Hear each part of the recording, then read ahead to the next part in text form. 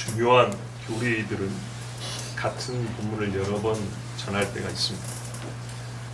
오늘 로마서 13장 1절에서 7절까지 말씀도 앞으로 여러 번 반복하여 전할 계획입니다.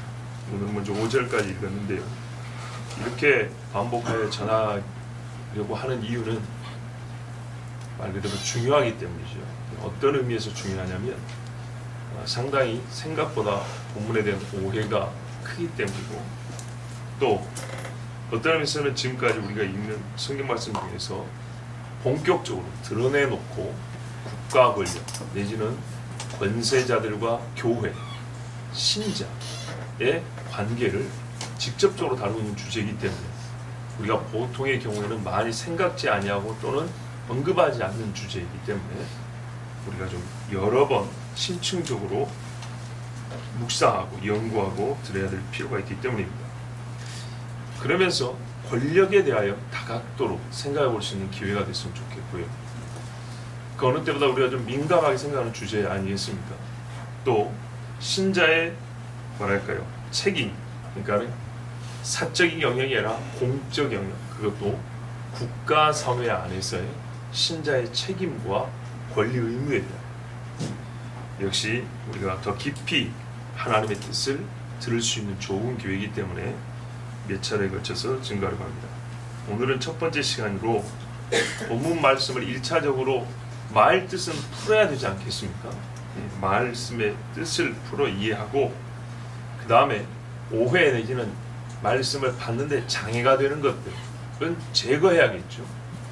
껍질을 벗겨내야 속살이 나올 거 아니겠습니까? 그러면 좀 더 깊은 그런 말씀을 들을 수 있기 때문에 오늘은 먼저 기본적인 말씀의 뜻, 본래적인 말씀의 뜻을 풀어 이해하고, 그리고 이 말씀의 바른 묵상과 더 깊은 은혜를 받는데 방해가 되는 오해 소지가 있는 이것들을 제거하는, 그래서 혹 우리가 잘못된 생각의 틀을 갖고 있었다면 좀 교정하는, 일단 그런 시간을 갖도록 하겠습니다. 말씀을 보십시오. 1절에 각 사람은 위에 있는 권세들에게 복종하라. 권세는 하나님으로부터 나지 않음이 없나니 모든 권세는 다 하나님께서 정하신 바라. 자, 1절을 읽으면서 여러분 딱 드는 생각이 뭡니까? 쉽게 보기를 드릴게요. 권세에는 복종하지 않아도 된다. 권세는 무조건 복종해야 된다. 1번인가요? 2번인가요? 깊이 생각하면 딱 뜨는 생각. 2번이죠. 그렇습니다. 그래서 오해가 크다는 겁니다. 왜냐? 우리가 왜 그런 생각하냐면 먼저 복종하라는 명령이 있고, 그 다음에 하나님께서 모든 권세는 정했다라는 근거, 이유가 있기 때문입니다. 하나님께서 정했는데 우리가 거부할 수 있나요? 그렇죠. 불가능하죠. 그런 논리 때문입니다.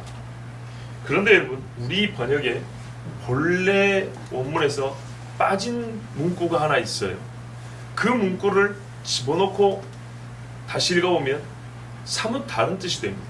어떤 문구냐면, 비록 그들이 하나님께로부터가 아닐지라도,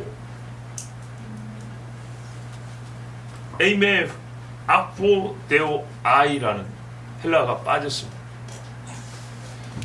그들이 하나님으로부터가 아님에도 불구하고가 들어가 있습니다. 그게 어디에 들어있냐? 맨 첫 문장 다음입니다. 각 사람은 위에 있는 권세들에게 복종하라. 비록 그들이 하나님께로부터가 아닐지라도, 그리고 권세는 이렇게 이어집니다. 물론 좀 어색하죠. 그렇죠? 그럼 이제 문구를 서로 좀 어울리게 이렇게 좀 따듬어야겠죠. 근데 기본적인 뜻은 이런 뜻이 바로 첫 문장 다음에 있습니다. 그게 빠졌어요. 무슨 말인가요? 비록 권세자들이 하나님께로부터가 아닐지라. 오늘 첫 시간에 너무 복잡한 이야기 안 하겠습니다. 한마디로 기원이 하나님으로부터 말미암지 않는다는 얘기입니다. 잘 기억하세요. 세상의 권세자들이 갖고 있는 그 권세라는 것이 기원이 하나님으로부터가 아니에요. 죄가 하나님으로부터가 아니죠. 그렇죠? 그러나 우리는 죄 가운데 살고 있죠. 그리고 하나님 그 죄인인 사람들의 행위를 악을 선으로 바꿔서라도 그 죄, 쓰레기 같은 죄도 사용을 하시죠. 하나님의 의를 위해 사용을 하시죠. 그렇지만 죄를 하나님이 다루신다고 해서 기원이 하나님께 있는 건 아닙니다. 우리는 답이 없으면 다 하나님께로 몰아가 버리는 못된 습성이 있는데 그렇지 않지요. 자, 세상 권세들의 기원은 하나님께 있지 않다. 이 부분을 꼭 기억하시고 마지막에 정리할 때 다시 언급하도록 하겠습니다. 이게 하여튼 본문을 해석하는데 매우 중요한 사실입니다. 그 다음에 각 사람은 위에 있는 권세들에게 복종하라. 헬라어는 복종되어지라 그랬습니다. 이게 사실은 좀 강한 표현이죠. 근데 원래 문장은 그 다음에 뭐가 붙어있냐면 맨 끝에 우리가 보는 말씀이 있습니다. 또 우리 본문에서는 좀 빠진 것이라고 볼 수도 있습니다. 그게 뭐냐면 뭐뭐 때문이라, 복종하라 했으니까 뭐뭐 때문이라가 있으면 더 어울리겠죠. 근데 때문이라가 우리 번역에는 없지요. 근데 헬라어는 있어요. 뭐뭐 때문이라가 어디에 있냐, 우리 번역에 빠진데 그가 권력자이지 아닐 수 없기 때문에, 그는 권력자이기 때문이라가 있습니다. 자, 순서 어떻게 되어 있냐면 봐보세요. 각 사람은 위에 있는 권세들에게 복종하라. 왜냐하면 그는 권력자이기 때문이라.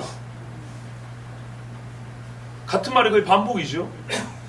그러면서 이 권력자, 권세들을 설명해 주는데 비록 그가 하나님으로부터가 아닐지라도, 기원이 하나님으로부터는 아닌데 하나님의, 이제 그 다음에 우리 보면요, 권세는 하나님으로부터 나지 않으면 없나니, 하나님으로부터는 아니지만 그래도 그러나 하나님에 의해서 권력자가 되었고 권력자로 지정되어 그 자리에 있기 때문이다. 이런 말입니다. 이건 다른 말이죠. 왕정을 하나님이 만들진 않았어요. 인간의 왕정을. 근데 왕정을 만들어 놓은 후에 어쨌든 이 인간들이 이제 이 왕정 체제로 살아요. 그때 하나님께서 왕을 지정해 주세요. 그죠? 이스라엘의 첫째 왕 사울, 둘째 왕은 내 마음에 합한 자 다윗. 이해가 되시죠? 처음에 하나님이 왕정을 만들라고 명한 적이 없어요. 인간이 요구할 때 그거는 못 쓰는 거라 그랬어요. 잘못이라고 했어요. 나를 버리는 거라 그랬어요. 그래서 인간의 권세는 하나님께 기원이 있지 않아요. 인간의 속에서 나온 거예요. 그래서 왕정이라는 세상에서 가장 강력한 권력 구조를 만들어 놓는데 이 다음부터는 인간들이 이걸 버리지 않고 살아요. 그래서 쉽게 말하면 하나님이 그냥 용납을 해줘요. 그래 해라 그래. 대신에 그 악한 구조 속에서 하나님은 선한 것을 만들어내기 때문에 선한 왕을 세우세요. 다윗을 왕으로 세운다고요. 대번에 이해가 되시죠? 요게 1절 말씀. 왕정은 하나님께 기원이 있지 않으나 지금 왕정에서 왕으로 세워진 자, 왕 밑에 총리로 세워진 자들은 하나님께서 그들을 그 자리에 앉혀서 다스리게 한 것이다. 이런 말씀. 그러므로 2절 보세요. 권세를 거스르는 자는 하나님의 명을 거스름이니 거스르는 자들은 심판을 자취하리라. 하나님께서 세우고 지정한 자들이기 때문에 그 사람들에게 대항한다는 것만 하더라도, 비록 왕정이라든지 권력 구조는 아닐지라도 세워진 그 구조 안에서 하나님이 임명하고 지정하여 세운 그 사람을 거부하고 거역하는 것은 곧 하나님을 거역하는 게 되겠지요. 최소한 그 사람에 대한 거역은 하나님에 대한 거역이 될 수 있겠지요. 맞습니다. 그러면 얼마나 이 거역이 크냐면 심판을 자취하리라. 하나님께 대항하는 것이기 때문에 하나님의 심판을 끌어당긴다는 얘기입니다. 그럼 어떤 때, 어떤 의미로서 그렇게 될까요? 자, 생각을 해보세요.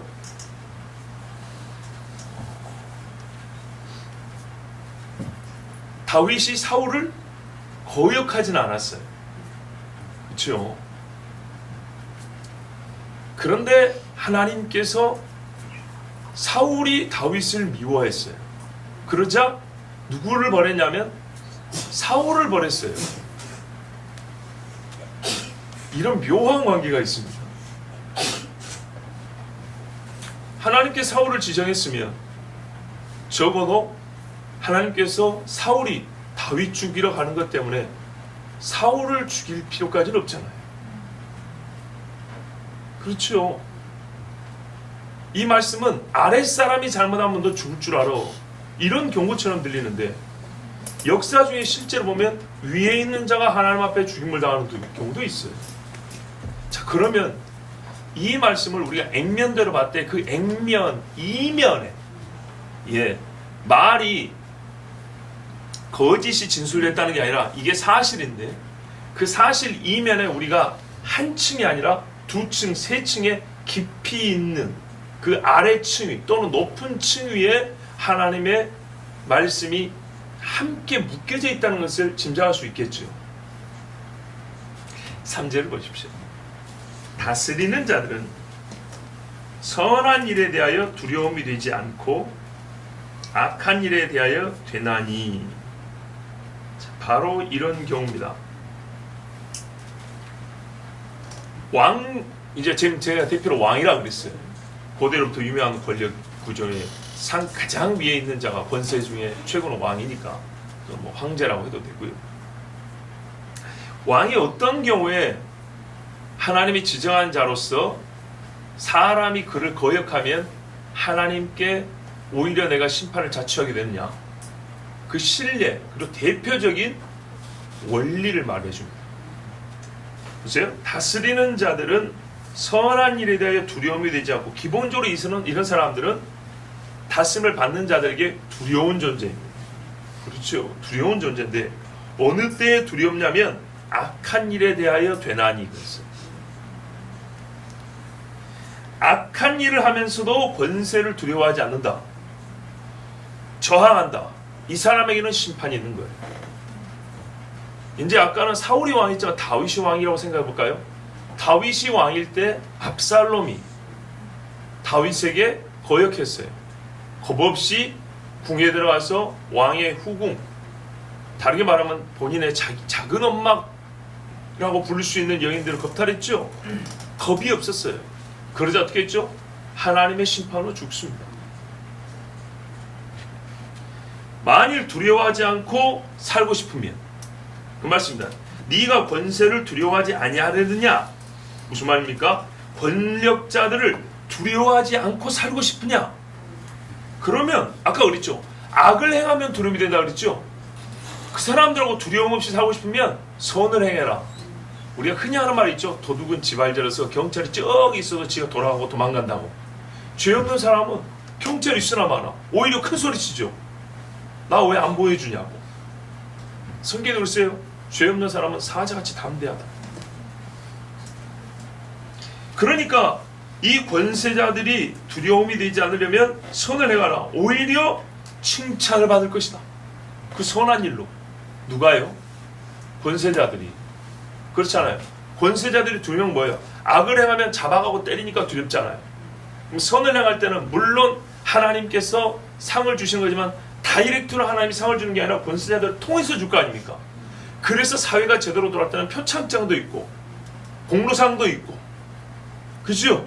그런 겁니다. 옛날 학교에서도 최소한 선행상도 있고, 요즘에도 있습니까? 있어요? 그래요. 선행상은 있어야죠. 아니 성경대로 하는 거라고요. 보세요. 뒤에 가면 양심 나오죠.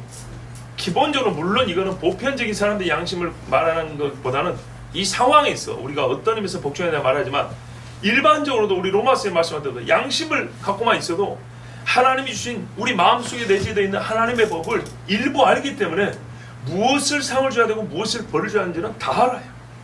그것을 교육을 시키면 얼마나 좋고, 그런 것들을 제대로 만들면 얼마나 복된 사회가 되겠습니까? 자, 그는 하나님의 사역자가 되어, 아까는 권세, 다스린 자 그러더니 이제는 하나님의 사역자라는 매우 신성한 호칭을 썼습니다. 하나님의 사역자가 되어 네게 선을 베푸는 자니라. 자, 어떤 의미에서 선을 베푸냐? 사실 4절은 3절의 반복이라고 볼 수 있어요. 참 중요한 사실입니다. 보세요. 그러나 네가 악을 행하거든 두려워하라. 그가 공연히 칼을 가지지 아니하였으니 곧 하나님의 사역자가 되어. 하나님의 사역자 지금 반복됐죠. 어떤 의미에서 하나님의 사역자인지 아시겠죠? 예, 칼을 가져 악을 행하는 자에게 진노하심을 따라 보응하는 자니라. 하나님께서 선을 행한 자에게는 상을 베풀기 위하고 칭찬을 베풀기 위하여 이 권세자들을 쓰시고, 악을 행하는 자들에게는 그들이 가진 칼을 가지고 벌을 내리게 하려고 하나님이 그들을 쓴다는 거예요. 여기 보면 4절 첫 부분에 네게 선을 베푸는 자니라 그랬는데, 이거는 선을 위하여입니다. 목적이 뭐냐? 하나님께서 선하다 하는 그것을 위하여, 그런 차원에서 하나님의 사역자가 된 자이니, 그러니까 선을 위하여 있기 때문에 선을 행한 자에게는 상을 주고 칭찬할 것이고, 악을 행하는 자에게, 그가 선을 위하여 세워진 자인데 악을 위하여 사는 자에게는 뭘 하겠습니까? 이 칼을 쓴다는 겁니다. 국가 권력이 가장 공의롭게 돌아갈 때는 이렇게 되는 거죠. 그리고 우리는 그런 일에 박수를 치죠. 예. 하나님의 진노를 보응하는, 나타내는 수단으로 상징적으로 칼이라는 말을 썼습니다. 자, 이런 측면에서 세상의 권력자들을 뭐라고 불러요? 하나님의 사역자, 이렇게 부른 겁니다. 이런 측면에서 고레스가 하나님의 종이라고 불렸던 이유가 그것이죠. 그가 뭘 했죠? 이스라엘 백성을 자기 집으로 돌아가라 그랬어요. 하나님께서 70년이 차면 돌이킨다 그랬거든요. 당시에 다니엘이 생존했다는 거 아시죠? 고레스 왕 원년, 그가 다스리는 첫 해에 이스라엘을 돌아가라 그랬어요. 성경 보면 다니엘이 고레스 왕 3년에 받은 환상도 있어요. 그 환상 때문에 새 1일을 기도를 합니다. 자, 그럼 다니엘은 왜 안 돌아갔을까요? 다니엘은 거기서 할 일이 있지. 거기서 할 일이 있었어요. 왜? 아직도 많이 돌아가지 않은 사람이 있었어요. 정말 열방과 세계 제국을 다스리는 하나님을 나타내 알리는데 다니엘이 거기 있는 것보다 더 나은 일이 없었어요. 그리고 다니엘은 이미 나이가 너무 많이 들었어요. 그 여행을 감당하기는 너무 몸이 약해졌어요. 자, 고레스가 그렇게 해서 이스라엘 백성들이 돌이켰을 때 그는 하나님을 정확히 아는 자는 아니었습니다. 그러나 그는 결과적으로는 해야 할 일, 하나님이 정하신 뜻대로 이스라엘 백성을 자기 땅에 고국에 돌이켜서 하나님의 성전을 짓게 하라고 명시로 이렇게 말했어요. 어떤 사람들이 정치적으로만 생각해서 포로민들을 자국에 돌려보내는 이런 우호적인 포용 정책을 펴가지고 사람들의 민심을 얻었다 이렇게 생각하지만 그거는 아주 부족한 해석입니다. 부수적으로 그런 효과가 있었겠지만 유대인에게는 분명히 말하면 성전을 지으라고 했어요. 네 하나님을 섬기라고. 지금도 그렇지만 종교가 나뉜다는 것은 국가 안에 굉장히 큰 분란을 일으킬 수가 있습니다. 그런데 성전을 지으라 했고 그 성전 짓는데 필요한 제목이나 뭐랄까요, 자금, 여러 가지 행정 조치들을 하라고 고레스가 특별히 명령을 내립니다. 이거는 하나님께서 세상의 권력자들을 사용하시려고 하는 본래 의도에 맞게 행한 일입니다. 이런 측면에서 하나님이 말하면 나의 기름 부은 종 고레스 이렇게 부르는 겁니다. 지금 여기도 같은 말입니다. 그러므로 5절 보세요. 우리는 어떻게 해요? 기본적으로 저항하고 버티라는 말입니까? 복종하라는 말입니까? 1차적으로 복종하는 말이 먼저 나온 게 맞지요? 맞는 거예요. 그러므로 복종하지 아니할 수 없으니 진노 때문에 할 것이 아니라 양심을 따라 할 것이라. 이게 신자의 수준이죠. 어린아이 가르칠 때도 꼭 매를 때려야 하겠냐? 이게 가장 저급한 거다. 우리가 선생님이든 부모든 입버릇처럼 그렇게 얘기합니다. 한마디 말을 했을 때 알아듣고 또 본인이 생각할 수 있고 판단 능력이 있기 때문에 네가 알아서 해주기를 바란다. 이게 선생님들의 나중에 바람 아니겠습니까? 자, 아주 상식적으로 생각해도 하나님의 말씀은 옳습니다. 우리 신자들은 세상 권세들에게 복종하지 않을 수가 없는데 그 이유는 강요나 진노 때문이 아니라 양심을 위해서 복종하는 겁니다. 원문에 강요라는 말이 빠졌어요. 예, 강요 때문에 복종하고 진노 때문에만 아니라, 여기 우리말은 진노 때문이 아니라고 해버리는데 그게 아니고 그것 때문에만 아니라. 어린 사람들은 처음에는 매 맞기 싫어서 하지요. 깐난 아이들 그러지 않습니까? 그런데 장성한 사람은 어디까지 가죠? 양심을 따라 행하는데도 항상 옳아요. 제가 옛날에 그런 말씀 드렸죠. 신앙이 성장하면 성장할수록 네 마음대로 사세요 하고 나중에 보면 그 마음대로 사는 게 다 박수칠 만한 일이 된다. 그래서 성장한 신자들은 양심을 따라 권세들에게 복종하면 어떻게 해요? 선한 이에게 칭찬하시는 하나님께서 칭찬을 하시는 겁니다. 우리는 지금 로마서 1장을 보고 있지 않습니다. 로마서 1장에서 3장까지는 우리 구원의 필수적이고 핵심적인 교리를 말씀해주고 있지만 15장까지 왔으면 우리는 어떻게 해죠? 성장한 신앙인으로서 들 수 있어야 합니다. 그죠? 로마서에 이미 6장만 가더라도 우리를 아주 고품격의 신앙인으로서 하나님이 요구하고 그게 된다고 말합니다. 뭐래요? 너희 육체를 정욕의 병기로 내놓지 말고 하나님께 의의 병기로 내놓으라. 이게 벌써 6장에 나온 말씀입니다. 그리고 8장에 우리가 죄와 사망의 법에서 해방되었다. 그리고 12장에 보세요. 얼마나 많은 우리 실생활에 있어서 세상과 다른 신자의 삶을 배웠습니까? 기억이 나제비요? 예, 그렇습니다. 그럼 이제 본문 말씀의 지향점, 이 13장 다 있지는 않지만 13장이 지향하는 것, 특히 1절에서 7절이 지향하는 것이 무엇인가? 그리고 이 말씀이 아까 처음에 말씀드린 대로 내재되어 있는 그 무언가가 있다 그랬어요. 그 깊은 심층적인 뜻이 있다 그랬어요. 그 중에는 정체, 권력자가 누구냐 또는 신자는 누구냐에 대한 정체, 그리고 이들의 상호 관계에 대한 하나님께서 내려두신 정의 내지는 판단이 있고, 우리는 이것을 좀 더 정치, 여기서 정치는 다스리는 정치 아니고요, 세부적으로, 예, 아주 곱게 빻는 가루처럼 그렇게 하나님의 말씀을 곱게 빻아서 한번 우리가 들어야겠습니다. 그러면 오해도 많이 제거될 겁니다. 벌써 간단하게 말씀 뜻을 풀이해도 생각보다 많은 것들이 제거됐죠. 뭐가 좀 정립이 됐죠. 또 자, 본문은 단순하게 읽으면 위에 있는 권세들과 그리스도인의 관계, 국가 권력과 교회의 관계에서 신자가 어느 정도로 그들에게 복종하고 따라야 할 것인가 하는 문제에 대한 해답처럼 들립니다. 우리가 참 궁금했던 부분을 답해주는 것처럼 그렇게 들립니다.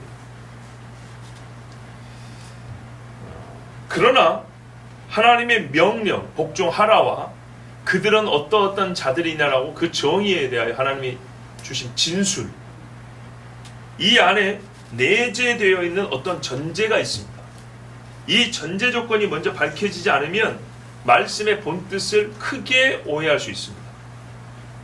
소위 1절을 강조하여 기독교인의 정치적 판단과 사고를 그 많은 말씀으로 사용하거나 헌법상의 시민 불복종과 국민 저항권을 행사하면 안 되는 것처럼 본문을 이용하는 경우가 있는데, 이는 옳지 않고 성경이 가르치는 바가 아닙니다. 시민 불복종이라고 들어보셨습니까? 말 그대로 시위하는 게 시민 불복종입니다. 불복종, 이 점에서는 우리가 복종할 수 없다, 우리의 의견을 들어달라, 이게 데모 시위입니다. 그 다음에 또 오해하지 마세요. 데모 시위 다 옳다 그 말 아니에요. 이게 가능하냐 이 얘기예요. 본문을 잘못 읽으면 이게 절대 불가능하다, 원천 봉쇄된 것 같은 느낌을 받거든요. 근데 아까 짧게만 봐도 그건 아닌 것 같죠? 자, 좋습니다. 국민 저항권, 국가의 국민으로서 저항할 수 있는 역량, 이건 사실 소위 민주적인 국가 헌법에는 거의 다 있습니다. 민주국가가 아닌 국가의 헌법에라도 그렇게 쓰여 있기는 합니다. 실제는 안 되더라도. 문제는 이제 헌법상에 이런 게 실제 문제가 되는 경우는 이겁니다. 그 시점이 언제냐 아닙니다. 너무 빨리 저항을 하면 반란이 되어버리죠. 너무 늦게 저항하면 아무 의미가 없어져 버립니다. 저항 자체가 불가능해져 버립니다. 그래서 그 타이밍을 잡는, 정도를 잡는 게 중요한 것이 헌법상의 문제지 이런 권리를 부정하지 않습니다. 자, 세상 사람들도 그게 필요하다고 말하는 겁니다. 뭐 우리가 세상이 필요하니까 그렇게 딸라야 되냐, 그게 아니고요. 이건 성경 오늘 말씀에 내재되어 있는 어떤 전제 조건을 이해하게 되면 당연한 권리라는 걸 알 수가 있습니다. 자, 여러분 12장에서 우리는 확인한 대주제가 있습니다. 하나님의 선하시고 기뻐하시고 온전하신 뜻이 무엇인가 분별하도록 이것이 실제에 있어서는 어떻게 작용하냐면 믿음의 분량대로 생각하고 형제자매를 사랑하고 이렇게 구제하는 것 등등 이렇게 적용이 되죠. 뿐만 아니라 뒤로 하니까 조금 더 고상한 말씀해 주는데 선으로 악을 이기라 이렇게 말씀하면서 결론을 맺었습니다. 하나님의 선하시고 온전하시고 기뻐하신 뜻을 분별하는 것은 최종적으로 선으로 악을 이기기 위하여라고 그렇게 요약 결론 내릴 수 있다 했습니다. 그 중간에 그것들의 실제 예가 기록이 되어 있었던 거고요. 선과 악의 대립은 이 땅에 사는 사람이 살면서 평생 접하는 문제입니다. 특히 신자가 평생 싸우는 문제입니다. 선악. 이게 우리 삶에 변하지 않는 배경입니다. 배경. 이런 위에서 살아요. 선악이 싸우는 그 위에서 우리가 춤을 추고 걷고 사는 거예요. 또 선으로 악을 이김이라는 신앙의 삶의 원리는 국가와 국민의 관계 영역에 적용하여 주시는 말씀으로 보아야 합니다. 그러니까는 12장에 의해서 스케일을 넓힌 거라고 보시라고요. 개인에 있어서 우리는 원수 갚는 이야기 자꾸 생각했다고요.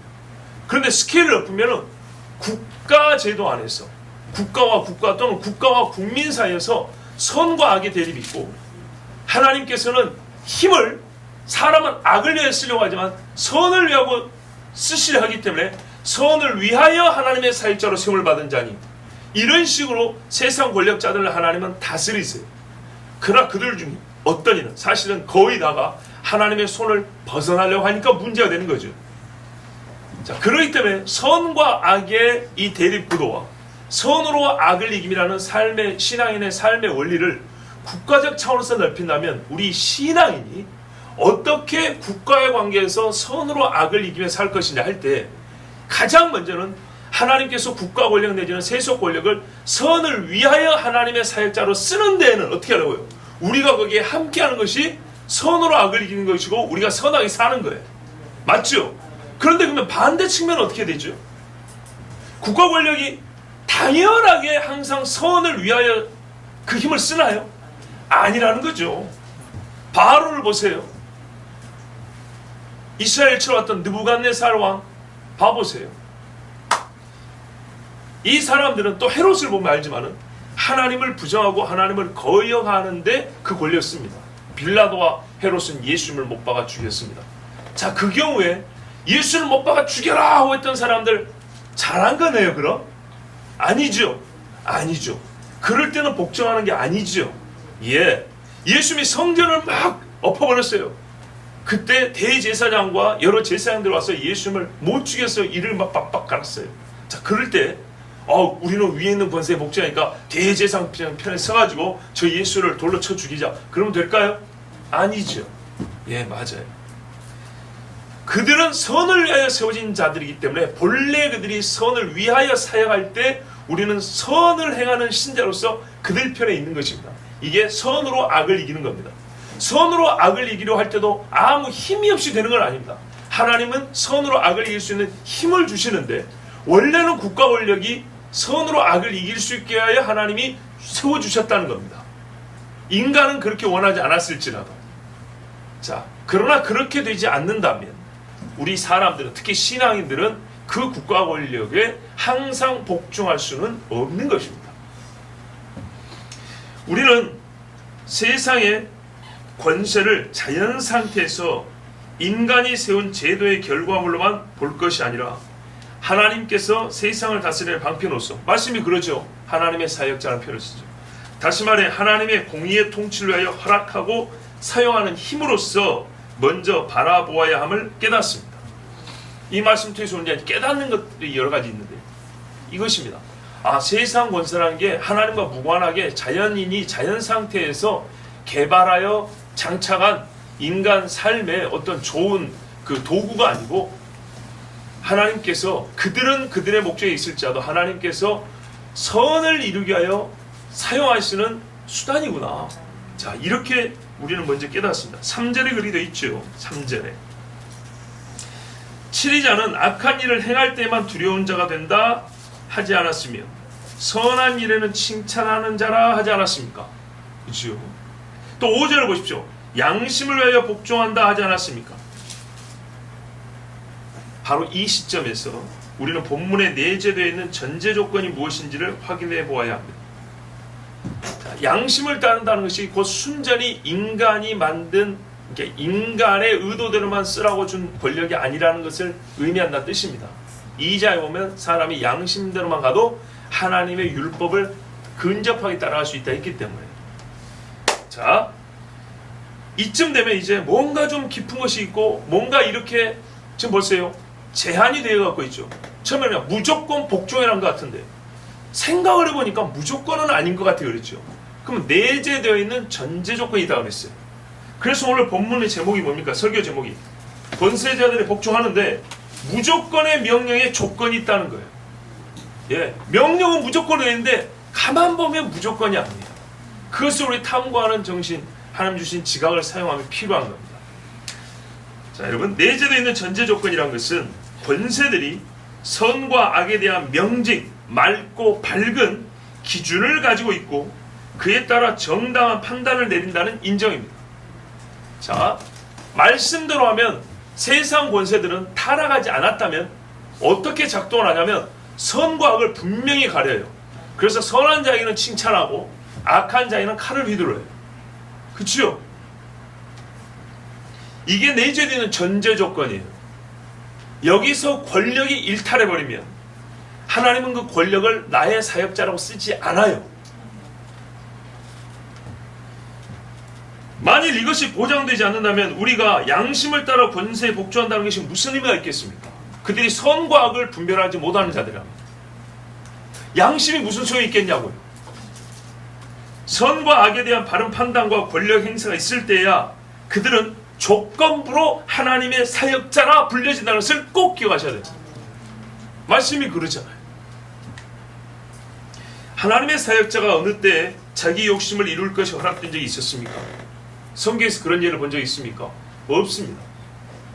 하다못해 호세아는 장가가는 것까지도 하나님 앞에 좀 이렇게 말씀했지만 통제를 받았어요. 이스라엘은 옷을 벗고 살고 에스겔은 짐 싸가지고 막 도망가는 처럼 이런 것까지 하나님께서 다 일일이 간섭하고 그들은 정말 피곤하게 살았어요. 이게 하나님의 사역자입니다. 왜요? 이스라엘의 구원을 위하여 하나님의 선을 위하여 그랬습니다. 본래 하나님의 사역자는 항상 하나님의 의와 영광을 위해 일하는 사람입니다. 고로 세상 권세는 하나님의 의를 나타내고 영광이 될 일을 행하기 위하여 존재합니다. 이것이 세상의 권세자가 허락되어 세워진 본래의 목적입니다. 기원은 하나님께 있지 않지만 본인들이 그것을 원하였을 때 하나님이 세상 권세를 가지고 하시고자 하는 목적은 이것입니다. 선을 위하여.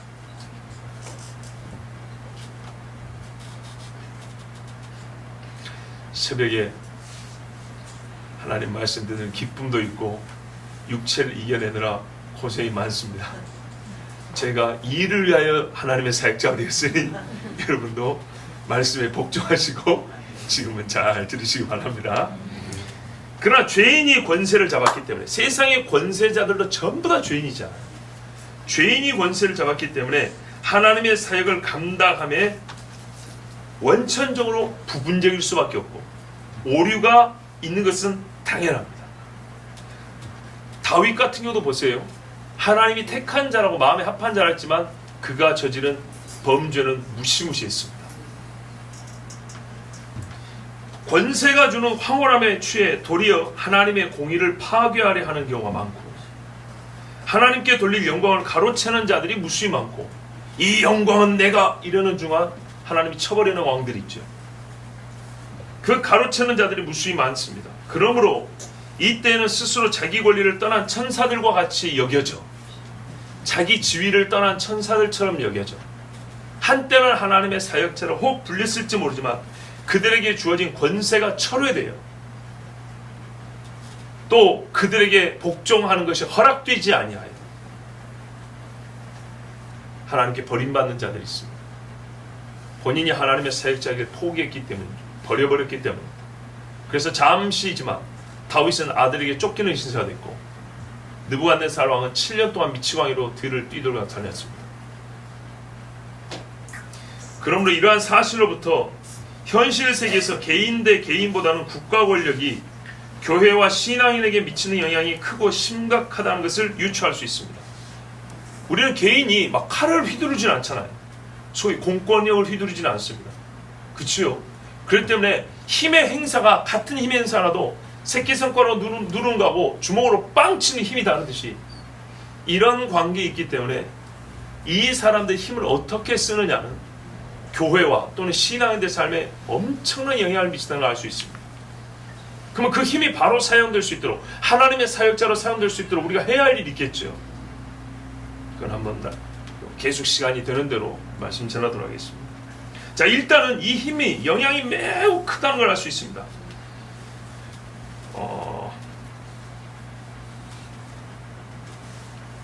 그렇게 되는 이유 중에 하나는 뭐냐면, 원래 힘이 크지만 사울 왕을 세울 때 이 왕은 너희 자녀들을 데려다가 뭐 시킬 것이고 뭐 가져갈 것이고 너희 곡식을 가져갈 것이고 크잖아요. 개인이 가져가는 건 훨씬 많잖아요. 근데 거기에다요, 이게 인간들이 만든 조직 또는 권력 구조다 보니까 이 사람들이 여기다 계속 살을 붙이고 싶어요. 인간의 이 욕심이 작용을 하기 때문에 힘이 점점 커지고 이 힘의 행사가 신앙인들에게 갈수록 더 커지는 거예요. 국가 권력은 천부적이지 않고 그것은 사람이 인위적으로 조직하여 부여한 힘이기 때문에, 또 하나님을 거역하는 권세자들이 너무나 많기 때문입니다. 그래서 이 사람들은 신앙인들에게 갈수록 더 큰 힘을 행사하게 됩니다. 역사가 가면 갈수록.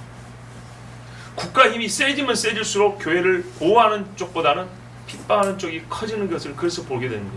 왜? 그들은요, 자기 욕심을 하여 진리를 멀리해야 되고 죽여야 되기 때문입니다. 그래서 저항과 불복종이 가능한 겁니다. 만일 천부적이라면 저항과 불복종은 불가능하거나 심히 제한적입니다.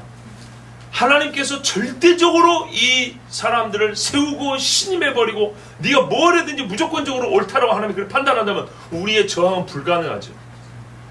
근데 하나님이 우리에게 왕정 역사를 많이 보이셨죠.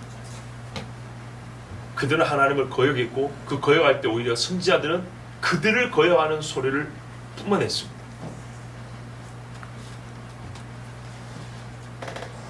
만일 천부적이라면 아까 말씀드린 저항과 불복종은 불가능하거나 아주 제한적이겠지만, 사람이 만든 힘은 겨우 하나님께서 용납하심에 그치기 때문에 국가 권력은 처음부터 선한 힘으로 여겨지지 않고, 처음부터 선한 힘으로 여겨지는 게 아니에요. 사울이 왕이 될 때 이스라엘이 요구할 때 선한 힘으로 여겨진 게 아니고, 기원은 선한 것이 아니지만 하나님께서 그것을 선으로 바꾸신다고요. 형들이 요셉을 파는 형들이 갖고 있는 힘은 선한 힘이 아니지만 그 악한 생각과 힘을 하나님이 손으로 바꿔 쓴 것처럼,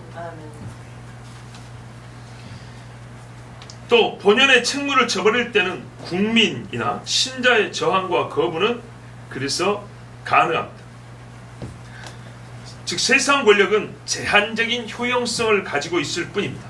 제한적으로만 사실 유익해요. 의미가 있어요. 제한적으로. 이 사실을 지각 있는 사람들도 알았기 때문에 아까 말씀드린 헌법적으로 시민 불복종이니 국민 저항권이니 이게 가능하다고 헌법에 넣어놓고 그거를 수업 시간에 가르치는 겁니다. 그래서 시위라는 게 가능한 겁니다. 자, 본문 말씀을 제가 오늘 여러 번 나눠 전한다 했기 때문에 오늘 더 이상 깊게 보지 않을 겁니다. 오늘 지금까지 들은 말씀을 정리하면서 조금 부족한 것을 한두 가지 더 채워보고자 합니다. 본문 말씀은 말씀 자체가 권세들에 대하여 모든 사실을 다 다루지 않습니다. 뒤에 보면 공세, 즉 세금 문제에서 한 두 가지 정도 다룬 것처럼 그렇게 보입니다. 그러나 이게 대표적이고 상징적이기 때문에 그 꼭지점 아래에 있는 것들은 우리가 전반적으로 동일 원리를 적용해 볼 수 있습니다. 다 다루진 않지만 신자의 삶을 제어하는 국가 권력은 선을 독려하고 악을 심판하기 위함이라는 핵심을 가르쳐주고 있습니다. 그거 하나는 우리가 확실하게 배웠습니다. 이로부터 신자가 권세자들의 존재 이유, 그들이 왜 존재하냐, 또 그들과의 관계에서 서로 간의 위치와 책임을 깨닫는 단초를 제공받았습니다. 그중 오늘 가장 중요하게 깨닫는 것은 위에 있는 권세들이 하나님께서 정하신 바라는 말씀의 뜻입니다. 그들은 선을 위하여 하나님에 의해 정해진 사람들입니다. 그러므로 선을 위하여 악을 벌하기 위하여 행사하는 권력에는 마땅히 순응해야 합니다. 그러나 선과 악을 뒤집고 악한 것을 선하다, 선한 것을 악하다 하는 자들에게는 저하는 것이 맞습니다. 이사야서에 매우 잘 나와 있습니다. 주의할 것은 여기서 이제 권력에 대해서 조금 더 생각해 보고자. 사람은 높아질수록, 많이 가질수록 더 자기 속임에 능숙하게 되어 자기의 영광을 추구하기 때문에 이 권력을 유지, 보존, 확대하기 위하여 더 많은 불법을 자행하고 더 악한 짓을 서슴지 않고 또 그 악행을 은폐하는 또 다른 권력작용을 한다는 겁니다. 보세요. 권력으로 행하는 악이 얼마나 크겠습니까? 이거를 덮으려면 어떤 힘으로 이걸 덮을 수 있겠어요? 고만한 크기의 힘이 있어야 되는 겁니다. 그래서 권력작용으로 계속 덮고 도마니까 이게 갈수록 사사로이는 감당하지 못한 일이 되는 거예요. 이러한 일들은 시작부터 하나님께 대한 반역에 이르는 경우가 많고 또 이 권세자들이 다스리는 사람들에게 악행이 되어 돌아오는 경우가 있습니다. 자국민들을 핍박하고 힘들게 하는 거예요. 옛날에 므낫세가 성경에 보면 의인의 피를 많이 흘렸더라 이렇게 돼 있어요. 또 악을 조장하는 행위로 나타납니다. 왜요? 은폐하기 위해서는 혼자 죄를 지으면 도드라지잖아요. 그래서 여러 사람 같이 먹자고 해야죠. 먹여놓으면 숨기기도 쉽죠. 더 먹기도 쉽고. 근데 그런 일은 개인도 할 수 있지만 끼리끼리 모여서 하면 훨씬 더, 물론 악행이지만 더 쉽게 되죠. 그래서 권력자들이 도리어 악을 조장하는 행위를 할 때가 많습니다. 그래서 이거를 역시 우리는 양심상 알아요. 우리 인간이 이 정도밖에 안 된다는 수많은 사상가들이 쓴 글에 다 알고 있어요. 그래서 뭐합니까? 제도적으로 견제와 균형 장치를 마련해 놓는 거예요. 이해가 되죠? 예. 성경 말씀 전하는 시간인데 무슨 정치학이나 헌법학 조금 배우는 시간이 덩달아 되는 것 같습니다. 왜냐하면 성경이 지금 정치 이야기를 하고 있으니까요. 권력 이야기를 하고 있으니까요. 이런 장치들을 마련하지만 일단 높아진 힘은 제어하기가 어렵습니다. 그렇죠? 예. 그래서 위에 있는 사람 건들기가 어려운 게 현실이에요. 매우 우리 지금 실제적인 이야기죠. 그래서 하나님은 사람이 할 수 없는 일을 자기 권능과 지혜로 행하사 권세자가 악행을 더 이상 저지르지 못하도록 일을 하시는데 먼저는 선지자를 보내고 다음으로는 견딜 수 있을 만한 형벌을 보내고 그 다음에는 감당할 수 없는 재앙을 보내시죠. 애굽을 보십시오. 이스라엘 출애굽할 때 그들이 하나님의 백성에게 뭘 했어요? 악을 행하였어요. 처음에 보십시오. 애굽이 이스라엘 백성들에게 먹을 곡식을 주고 땅을 내어주고 요셉을 통해서 그 백성이 다스림을 받을 때, 즉 선을 행할 때 애굽은 엄청나게 복을 받았습니다. 그런데 하나님의 백성을 핍박하는 힘을 쓰고 그 아이들을 죽이기까지 갈수록 더욱 큰 악을 행하자 하나님은 어떻게 했죠? 그래도 단번에 멸하지 않고 모세를 통하여 처음에 말씀을 하십니다. 내 백성을 보내라. 너 잘못 생각했다. 내 백성을 선으로 다스리라고 잠시 위탁해 놨더니 네가 사정없이 이유 없이 합당하지 않게 칼을 휘두르는구나. 경고. 내가 조용히 데리고 갈 테니까 내놔라. 내놓습니까? 아니죠. 아까 말씀드린 대로 절대 그렇게 안 해요. 근데 어떻게 해요? 본인의 힘의 상징하는 장자가 죽어야 내놓는 겁니다. 이렇게 하나님이 하십니다. 그래서 우리는 끝내 사람에게 희망을 걸지 않냐고 하나님께 소망을 두는 겁니다. 절대 사람의 힘은 안 됩니다. 그래서 다니엘 2장에도 보면 보십시오. 밑에서부터 위에까지 신상이 있었죠. 그렇죠? 금, 은, 동, 쇠, 진흙. 갈수록 인간이 만든, 보면 이거는 같은 동일 뭡니까? 동일 원리에서 세워진 세상 제국을 말합니다. 똑같이 하나님을 거역하는 세상 힘입니다. 갈수록 수준이 떨어지는 거예요. 우리가 세상이 갈수록 나아진 것 같지만 전혀 그렇지 않습니다. 금의 빛남을 잃어버렸어요. 사람도 말이요, 사람의 영혼의 빛남이라는 게 있어요. 사람의 눈에 반짝반짝하는 뭐 인간다움 이런 게 있어요. 이런 게 갈수록 잃어버리고 상실되고 찾지도 못해요. 대신에 이 부족분을 기계에서 찾으라 그래요. 네? 노인의 아름다움은 백발이라고 하나님 분명히 그랬어요. 영화로움이라고 그랬어요. 너무 또 상처받지 마세요. 염색을 많이 해서 젊은 척 안 하는 게 더 좋은 거예요. 예, 그것이 훨씬 나아요. 하나님이 주신 말씀을 들으세요. 그러면은 조금이라도 색깔이 흰 거 나오면은 늙게 보일까봐 스트레스 받아가지고, 하나님이 그렇게 살라고 말씀하지 않아요. 기술을 이용해서 우리 개인부터 본래 내 자리, 내 나이에 맞게, 하나님이 내 나이에 인생을 80년, 70년 산 사람이 해야 할 일을 하게 하실 때는 거기에 맞는 외모, 거기에 맞는 늙음이라는 것도 하나님이 주시는 거예요. 그런데 속은 병이 다 들었고 힘이 없는데 겉만 30대처럼 꾸며가지고 얼굴만 이기 붙이고 저기 붙이고 이게 땡기고 넣어놓고 해가지고 30대인데 목에 주름은 70대요. 손은 쭈글쭈글하고. 이런 불균형으로 사는 것은 하나님이 원하지 않는 거예요. 서로 간에 예의를 지킬 정도면 족한 겁니다. 이거를 거스르려고 하는 것은 잘못된 거예요. 그런 것처럼 이 개인이 이런다 한번 봐보세요. 세상 권력은 어떻게 할까요? 내가 돈이 조금만 있어도 이 몇십만 원을 어디다 쓸까 할 때 여기다 쓴다고요. 과학 정도로. 그러면 욕심이 생기죠? 특히 젊은 여자들도 봐보세요. 그래서 꾸미고 보이는데, 우리 인간의 본연의 아름다움이 있는데 백발의 아름다움이라는 걸 잊어버리고 기술의 도움을 받아서 사람이 정한 아름다움을 추구하려고 하면서 얼마나 하나님의 순리를 거스르냐고요. 동성애만 순리를 거스르는 게 아니에요. 우리가 하나님을 그래서 영리로 쓰는 것들이 엄청나게 많아요. 그러니까 소위 니나 자레 소리 들으면 할 말이 없죠. 양비론. 다 틀렸다.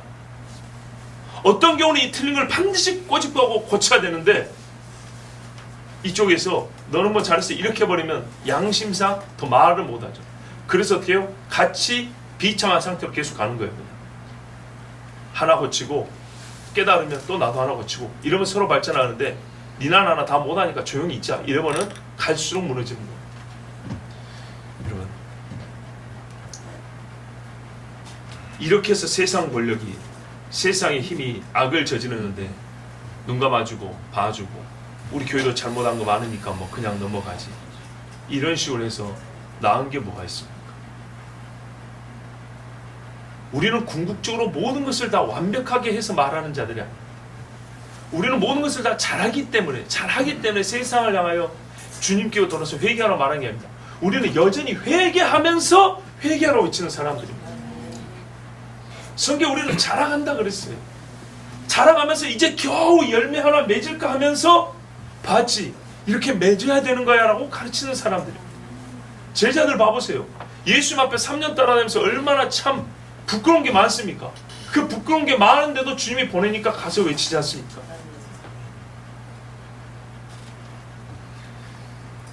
우리 주님이 우리에게 말씀해 주는 게 많습니다. 경고하십니다. 개인들에는 개인에 어울리는 힘으로 경고하시고, 개인이 감당할 수 있는 방법들로 그런 방편을 사용하셔서 우리에게 선과 악을 가르치시고 선을 칭찬하고 악을 벌하십니다. 그리고 국가와의 관계에서는 역시 개인이 감당할 수 없기 때문에 하나님께서 국가를 징벌하실 때는 어떻게 해요? 국가적 기근, 질병, 전쟁, 이렇게 사용하시는 겁니다. 최종적으로 하나님은 세상 권세와 왕들을 다 멸하십니다. 왜요? 복종해야 될 이 세상 권세가 갈수록 선이 아니라, 아까 신상 얘기도 말했죠. 신상이 갈수록 떨어지죠. 그러나 이 다른 신상, 표현하자면 신상이 좋다는 게 아니라 다른 류로 나가지를 못해요. 그 같은 동류 안에 서 있다고요. 세상에 어떤 권리, 어떤 나라든. 그때 사람의 손으로 떼지 아니한 돌이 와서, 다듬지 않은 돌이 와서 발 밑바닥을 쳐버린다 그랬어요. 이 세상 끄트머리에 있는 나라를 친다고. 물론 적그리스도의 제국을 말하지만 세상 나라가 다 거기에 동참했기 때문에 매한가지. 그래서 세상 나라를 칩니다. 우리 인간으로서는 안 됩니다. 요한계시로 뭐랍니까? 신자들의 모든 권세가 파해진다 그랬어요. 다니엘도 그 말씀을 하고 있어요. 그래서 우리는 도중에 있는 어떤 인간 권력을 의지하지 않고, 호흡이 코에 있기 때문에 의지하지 아니하고, 하나님께서 세상 권세와 왕들을 그 악함으로 인하여 다 멸하시고 그리스도 예수께서 우리의 왕이요 만주의 주가 되사 우리를 다스려 주신 날을 우리는 기다리는 것입니다. 온 천하와 하나님의 백성들이 예수님 아래에서, 왕 중의 왕이신 예수님 아래에서 다스림을 받는 그날이 와야 이 땅에 선악에 대한 정당한 판단이 내려집니다. 이 땅에 어떤 나라도 어떤 권세자들도 선악에 대한 명징한 맑고도 밝은 기준과 신행이 없기 때문에 우리 주님이 와서 그 일을 행하실 겁니다. 그때가 오기까지 우리에게 주어진 사명은 성경이 늘 하시는 사무엘이 사울을 위하여 기도했듯이, 또 바울이 신자들에게 너희가 예수를 평안히 믿고 복음을 전해서 위에 있는 자들을 기도하라는 것처럼 첫째는 기도예요. 이 기도는 말 그대로 우리 개인이 어떻게 할 수 없는 세상의 권세들을, 그 어마어마한 힘을 하나님께서 다스려 주시기를 간구하는 것입니다. 또 두 번째는 오늘 본문 말씀에 입각해서 말씀드리면 해야 할 복종은 하는 것입니다. 베드로전서 2장에 보면 이런 말씀이 있습니다. 2장 13절에서 15절에 인간의 모든 제도를 주를 위하여 순종하되, 혹은 위에 있는 왕이나 혹은 그가 악행하는 자를 징벌하고 선행하는 자를 포사하기 위하여 보낸 총독에게 하라. 원래 이 일을 위하여 총독도 벌어지는 거예요. 즉 다스리는 자들이. 로마서에서 똑같죠. 베드로와 바울이 한 하나님의 성령을 따라 말씀을 전했는데 똑같은 소리를 하는 겁니다. 곧 선행으로 어리석은 사람들의 무식한 말을 막으시는 것이라. 아멘. 근데 이 부분은, 이 말씀의 끝부분은 약간 이중적 의미가 있어요. 이 땅에 다스리는 자들이 선을 행한 자들의 상을 주고 악을 행한 자들에게 벌을 준다는 거죠. 그렇게 해서 선행으로, 그것은 옳은 일이죠. 그러니까 그게 선행이죠. 그렇죠? 선한 자에게 상 주고 악한 자에게 벌 주는 게 선행이라고요. 이런 선행으로 뭐요? 어리석은 사람들의 무식한 말을 막는 것이다. 그래서 하나님이 이런 통치자를 통하여 어리석은 자들의 무식한 말을 막는 것이니까 우리가 그들에게 복종하라. 이리 말씀도 되지만은 또 한편으로는 뭐냐? 우리가 이 세상 권세자들이 행하는 그 일에 복종을 하면 우리의 이 선을 보고 그 권세자들이 오히려 어리석은 자일 때가 많이 있을 거 아닙니까? 오히려 그들이 우리의 선함으로 말미암아 그들의 입이 막아진다는 겁니다. 수많은 순교자들이 했던 게 그거죠. 스데반이 죽을 때 한 일이 그것이죠. 스데반의 죽음을 보고 그 악한 사람들이 정말 양심이 찔려 어찌할 바를 모르게 되는 겁니다. 이것이 우리에게 필요합니다. 다윗이 사울이 분명 잘못했고 자기 눈앞에서 칼로 찔러 죽일 수 있음에도 불구하고 여호와의 기름 부음 받은 자라 하고 하나님의 때를 기다렸더니 바로 그 선함으로, 선행으로 사울의 어리석은 그 말을 하나님께서 막아주셨고 그의 행실에 보응이 내리게끔, 그 위에 숯불이 쌓이게끔 하게 한 것처럼 우리 신자들은 기도하면서 어리석은 자의 무식한 말을 막을 수 있도록 우리가 권세 있는 자들에게 주를 위하여, 최고의 단서는 뭡니까? 주를 위하여입니다. 주를 위하여 순종하는 것입니다. 또 때로는 인내하는 것입니다.